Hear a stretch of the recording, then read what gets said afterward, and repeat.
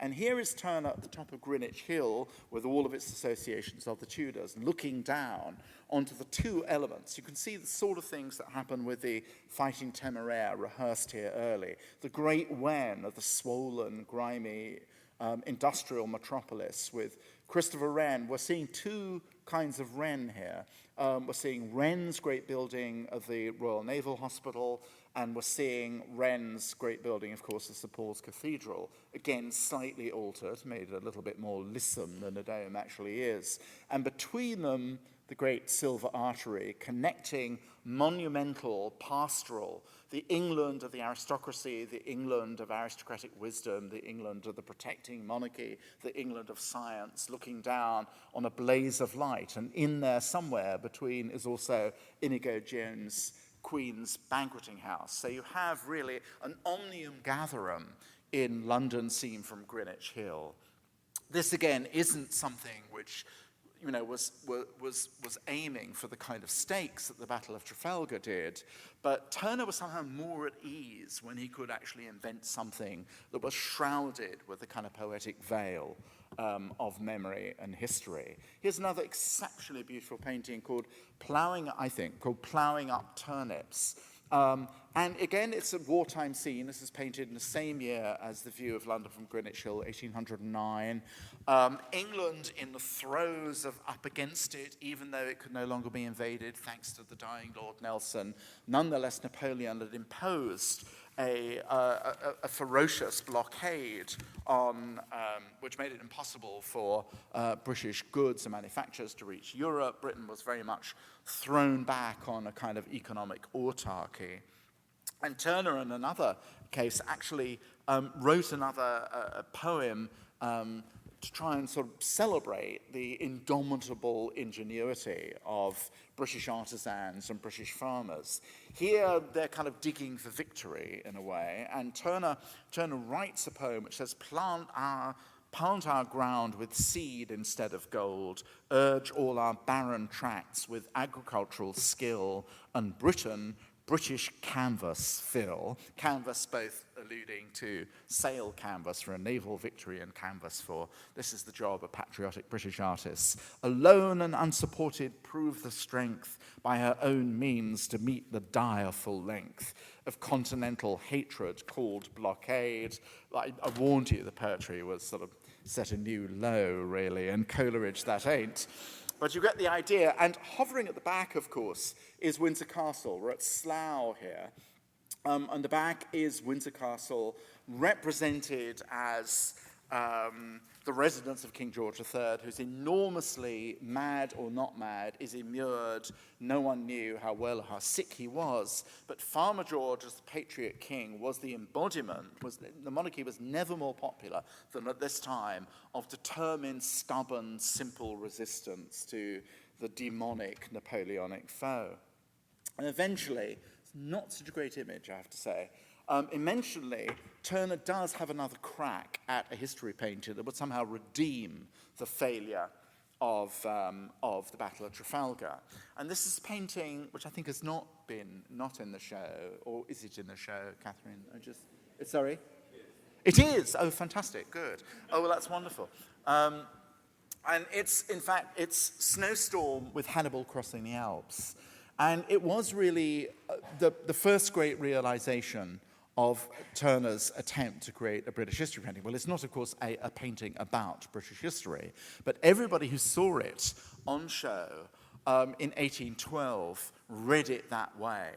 When you go up and see it, and I'm going to do something, the guards will all arrest you, actually, but if you go as close as you possibly can, that you'll see that the sun is painted, it's just actually that is a disc of ochre paint that's really trialed on. It's almost a kind of eighth of an inch thick, and it rises from the surface of the canvas almost like a painted boss. The sun is sort of glimmering hope, but it's at the same time a sickly sun, a sun that's actually shrouded by snowstorm and disaster. Hannibal is the Carthaginian who is being pursued across the Alps by mountain men, the train of his army set on. And Hannibal, it's usually thought, and was certainly thought at the time, everybody admired this painting. Turner insisted it would be hung actually at eye level, rather than in the usual more kind of vaunted space above eye level. He wanted it to be hung really low down, so that people would have this, as they entered, this enormous vortex wall, as in W-H-O-R-L. Anybody can say that word, it's such a nice word, wall. Wall of paint, almost like sort of predatory bird, pouncing on.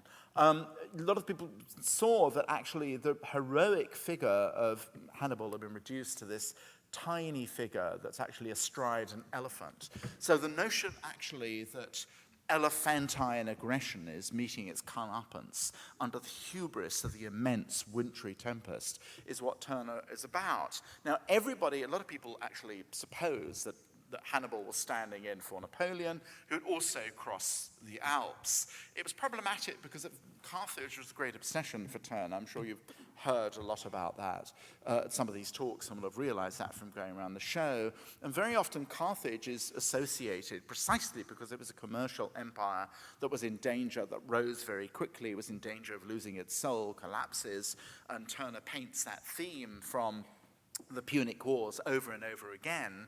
But he was, at particular moments, things could sort of slip and slide in terms of, is Britain meant to be identified with Rome, or is Britain meant to be identified with Carthage? This particular moment, most of those who came to see it and were absolutely intoxicated by its immense thunderous poetic effects certainly saw it somehow as a call to sentimental patriotic solidarity, not least because Turner had been to France during the brief peace of Amiens in 1802, had seen David's image of the equestrian Napoleon crossing the Alps, comparing himself to Charlemagne, and further allusions to Hannibal as well. A sort of, if you wanted to have anything that was more opposite, really, to the notion of the invulnerable hero, you would have actually the hero shrunk to this sort of minute, almost comically tiny figure swallowed up by the elements of history, destiny, and atmospheric disaster. I'm going to move on. It's quite, goodness, yes, I want to sort of finish soon. This is a painting. Turner, actually, I want to get onto the Houses of Parliament. I think I'll end with them, actually. I'll skip a lot of what I was going to say, or you'll kill me. No, you will. Well, Frank Kelly will undoubtedly kill me. More important. And Turner actually, just sort of three more images I think I want to show you when we're sort of thinking about actually what Turner meant to British history and to the history of British painting. He does, in fact, at this time, even though he's very invested in the kind of fate of British historical destiny, his first and probably closest patron is a man called Walter Fawkes, F-A-W-K-E-S, who's a Yorkshire gentleman, has 15,000 acres of good Yorkshire land, and is genial, clever, and fanciful. On the land, for example, he grazed that unmistakably British species, African zebra, which was a surprise to the rest of Yorkshire. Fawkes actually was a radical. Fawkes he'd fought an election against a kind of ultra-Tory and had won in 1806, so he was in the great parliament that abolished the slave trade in 1806, 1807. Turner used to go and stay with him. Towards the end of the Napoleonic Wars, Fawkes had two strings to his bow. There was the good British, as it were, liberal, leftish patriot who laid out money for raising a militia in case that terrible threat of a Napoleonic invasion should materialize. But Fawkes also was an enormous champion of parliamentary reform. This was, not to pun about the last picture you saw, the elephant in the living room,